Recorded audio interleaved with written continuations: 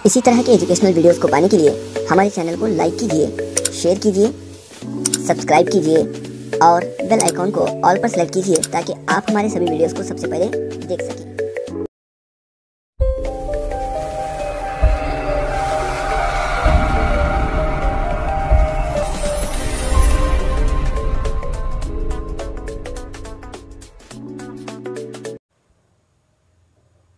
बिस्मिल्लाहिर्रहमानिर्रहीम। अस्सलामुअलैकुम दोस्तों, सबसे पहले तो मैं आपसे माफ़ी चाहता हूं कि पिछले 3-4 दिन से मैंने कोई वीडियो अपलोड नहीं किया। यौम आज़ादी की जो जश्न है उसमें थोड़ा मसरूफ़ होने की वजह से ये काम लेट हो गया। तो आज से इंशाअल्लाह तबारक तआला ये जो वीडियोस का कारवां है वो चलता रहेगा।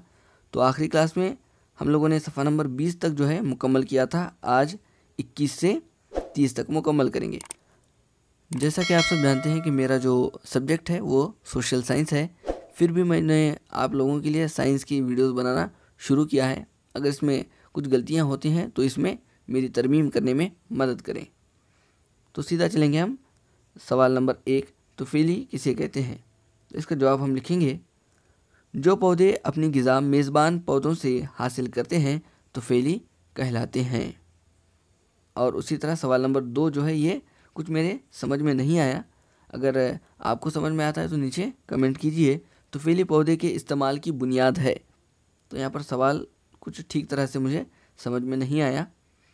तो आगे का जो सवाल है, तस्वीर में मौजूद पौधे का नाम क्या है। तो यहाँ पर जो है एक पौधे की तस्वीर दी गई है, तो इसका नाम क्या है। तो इसका नाम जो है वो है पीचर प्लांट।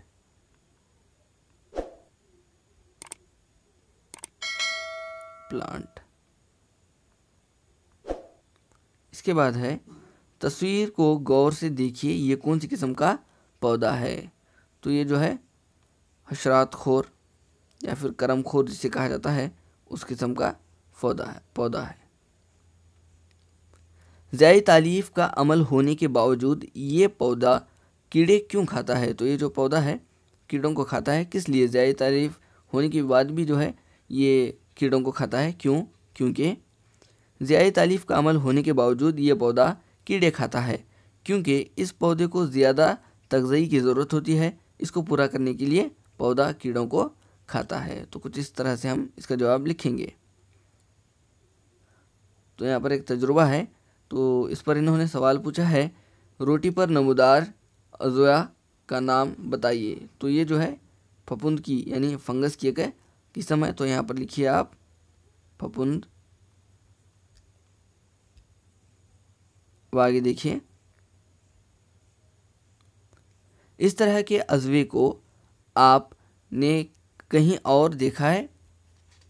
तो हमने फिर इस तरह के अज़वों को कहाँ देखा है। तो हमने इसे देखा है टमाटर पर। जो फफूंद है हमने टमाटर पर देखा हुआ है, रोटी पर देखा हुआ है और अचार पर भी हमने इसे देखा है। ऐसे अज़वे अपनी ग़िज़ायत को किस तरह से कैसे हासिल करते हैं, बयान करो। तो इसके मतलब हम लिखेंगे, ये अज़वे मुर्दा और सड़ने वाली चीज़ों पर बनते हैं और ग़िज़ा को एक महलूल में तब्दील कर देते हैं, तब ये अज़वे इनसे ग़िज़ायत हासिल करते हैं। तो इस अंदाज़ में हम इसका जवाब लिखेंगे, फफूंद के ख़तरात के बारे में मालूमात इकट्ठा करें। तो फफूंद से जो है क्या क्या ख़तरात हमें होंगे, वो है पौधों की बीमारी आती है, इसी तरह इंसानों में बीमारियों की वजह बनती है। चंद फफूंद जो है ये जहरीली भी होती हैं। तो इस अंदाज़ में हम इसका जवाब लिखेंगे। यहाँ पर थोड़ा ज़ियाई तालीफ के मुताल्लिक़ दिया गया है, आप इसे अच्छी तरह से एक बार पढ़ लीजिएगा। तो यहाँ पर है, खाली जगहों को सही अल्फाज से पुर कीजिए। तो सब्ज़ पौधे अपनी ग़िज़ा खुद तैयार करते हैं, इनको डैश कहा जाता है। तो इनको जो है खुद परवर कहा जाता है, खुद परवर। इसके बाद है, ज़ियाए तालीफ के दौरान सूरज की रोशनी में डैश। तो यहाँ पर होती है तवानाई। ज़ियाए तालीफ के वक्त पौधे जज़्ब करने वाली गैस वो है कार्बन डाइऑक्साइड। आप मुकम्मल लिख लीजिएगा। और खारिज करने वाली गैस जो है वो है ऑक्सीजन।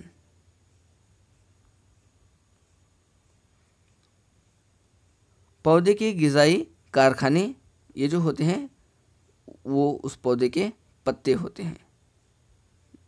माफ़ कीजिएगा। अब आगे देखिए,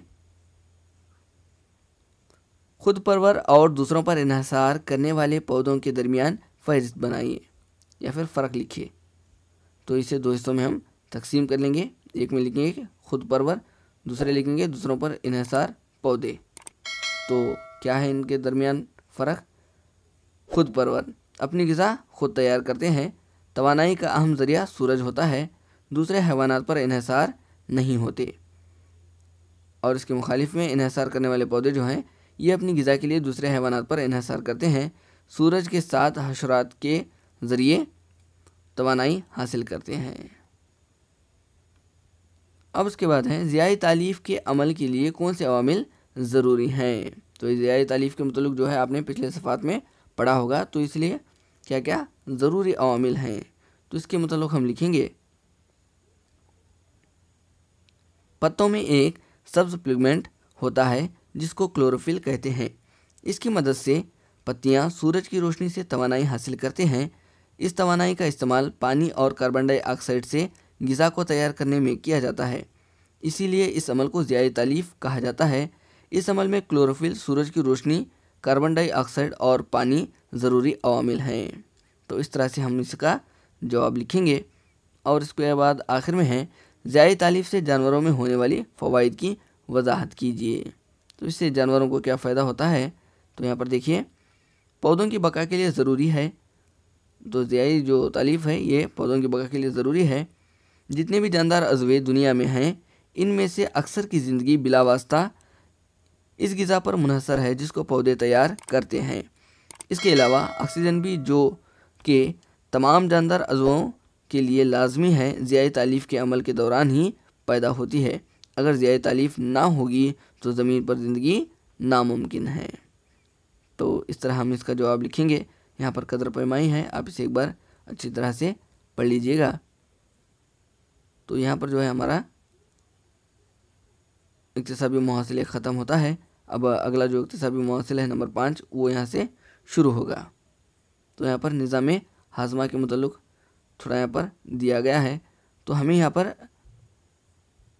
इंसानी अमल हाज़मा के मराहिल को समझने की कोशिश करें। तो यहाँ पर हमें निज़ाम हाज़मा के मराहिल को जो है लिखेंगे। तो क्या है, सबसे पहले है निगलना, दूसरा है हज़म करना, तीसरा है जज़्ब करना, चौथा इस्तिहाल और उसके बाद है आखिर में इखराज। तो इन 5 चीज़ों को आप जो है यहाँ पर लिखेंगे, 1, 2, 3, 4 और 5। आगे देखिए सरगर्मी नंबर 5 जो QR कोड की इन्होंने बात की है, यहाँ पर कोई QR कोड नहीं है। आप इस चार्ट को एक बार अच्छी तरह से देख लीजिए और बच्चों को भी समझा दीजिए। अब आगे है, तो इसके बाद है सरगर्मी नंबर 5.3 मंदरजा झेल अमल हाज़मा के मराहिल को जोड़ लगाएं। तो यहाँ पर हम इसे जोड़ लगाएंगे। तो ये जो है हज़म करना कहलाएगा, और ये जो है निगलना कहलाएगा, और ये जो है इस्तिहाल, और ये जो है जज़्ब करना। तो आप इस अंदाज में इसे मार्क कर दीजिएगा। तो आगे बढ़ेंगे सफ़ा नंबर 28 पर। इक्तिसाबी मुहासिल नंबर 6 है, सरगर्म नंबर 6.1 क्या इंसान के लिए घास खाकर इसको हज़म करना मुमकिन है। जी हाँ, हम घास खाकर हज़म कर सकते हैं। भाजी सब्जियां जो है ये भी एक घांसी की तरह शक्ल है। क्या शेर के लिए घास खाकर हज़म करना मुमकिन है। जी हाँ, शेर भी जो है घास खाकर हज़म कर सकता है, लेकिन फिर भी ये गोश्तखोर है तो ये इसकी कोशिश नहीं करेगा।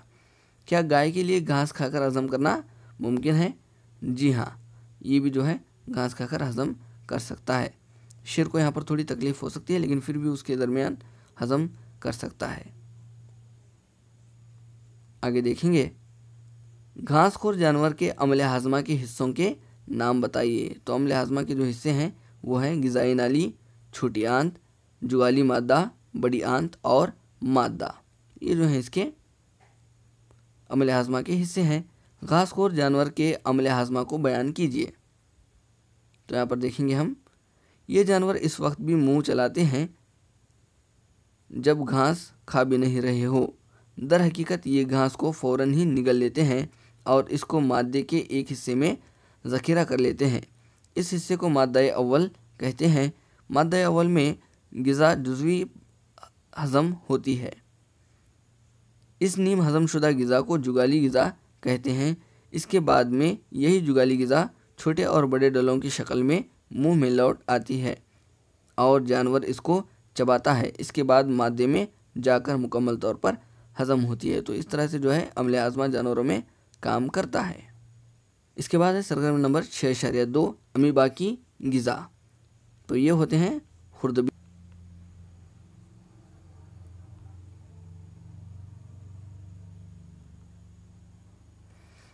इसके बाद है अमीबा की ग़िज़ा खाने का हिस्सा, ये कहलाता है सेडोपोडिया।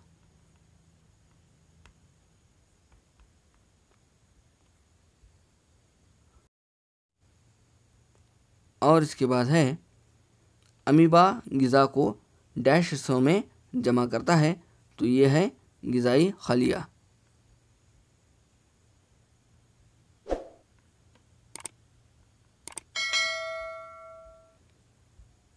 तो इस तरह से जो है हमारा सरगर्म नंबर 6.2 मुकम्मल होता है।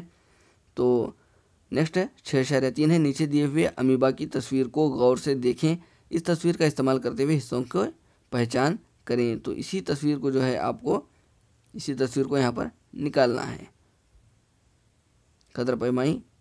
तो यहाँ पर जो है हमारा ये जो सबक है मुकम्मल होता है। तो कदर पैमाई में है इंसानी अमल हाज़मा की शक्ल उतार कर नीचे दिए गए हिस्सों की निशानदेही कीजिए। तो यहाँ पर अमल हाज़मा का जो है शक्ल हमें निकालनी होगी। तो आप इसे जो है निकाल कर हिस्सों की निशानदेही कर सकते हैं। आपके किताब में ये मौजूद है। तो आज हमने देखा सफ़ा नंबर 21 से लेकर 30 तक। मैं उम्मीद करता हूँ कि ये वीडियो आपको पसंद आया होगा। अगर पसंद आया है तो इसे लाइक कीजिए और शेयर कीजिए और सब्सक्राइब कीजिए। फिर मिलेंगे अगली क्लास में। तब तक के लिए अल्लाह हाफ़िज़।